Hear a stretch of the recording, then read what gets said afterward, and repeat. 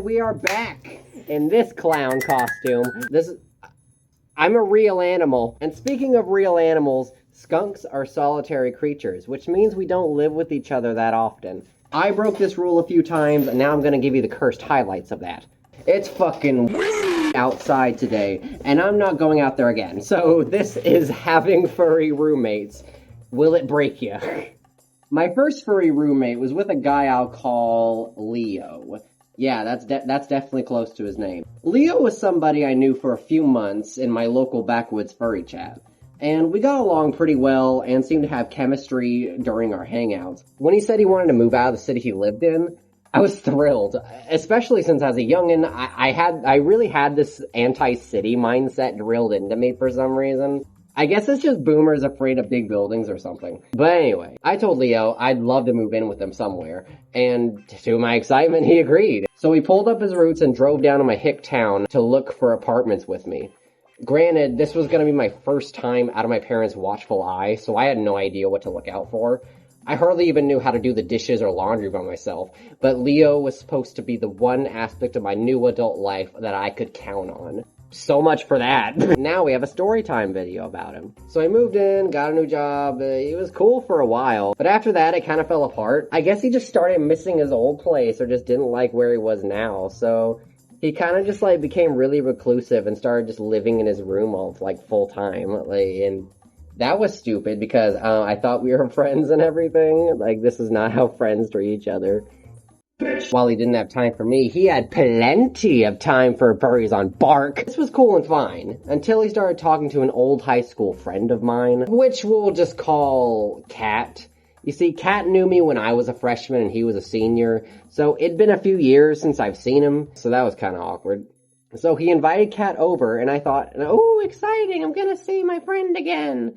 But little did I know, Kat had wanted to have a threesome with Leo and me. So you can see why I'm a little weirded out, yeah? Cause like, you knew me when I was like a bean.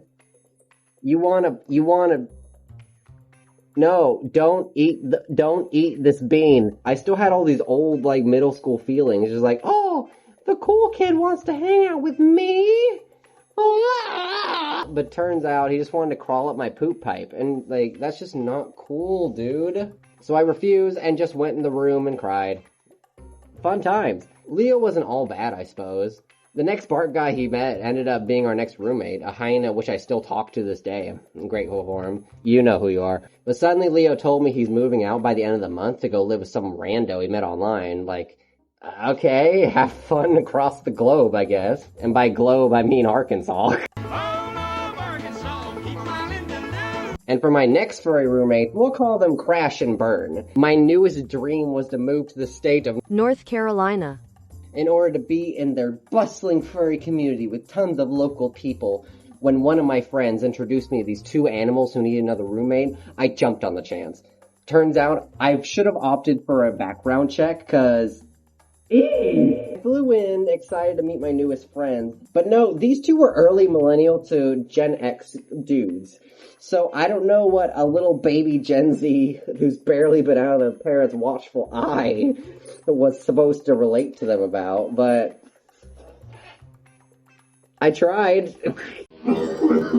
Turns out being a furry is not enough to build a solid friendship on.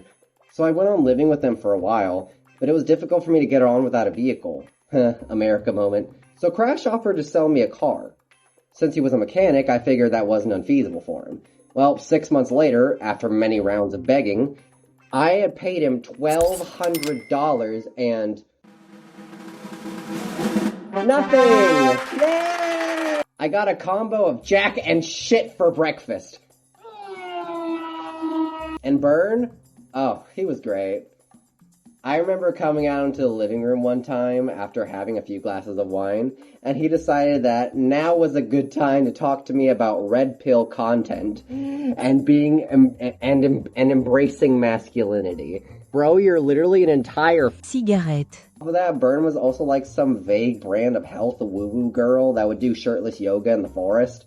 Like, he wouldn't do it to be healthy, though. He'd do it just to look better than other people. Yeah, I'm sure you know people like that.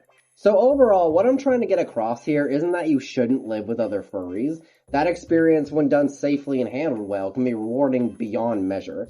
Having someone in your home who not only accepts your hobby but partakes in it themselves can be super validating and create valuable memories you share together.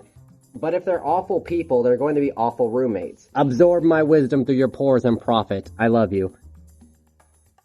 Okay, so thanks for watching this. Let me know if you enjoyed this, and if you want to follow me, you can follow me on Blue Sky at softskunky.busky.social or on Instagram at ScentGlandVibes. Thanks, and goodbye.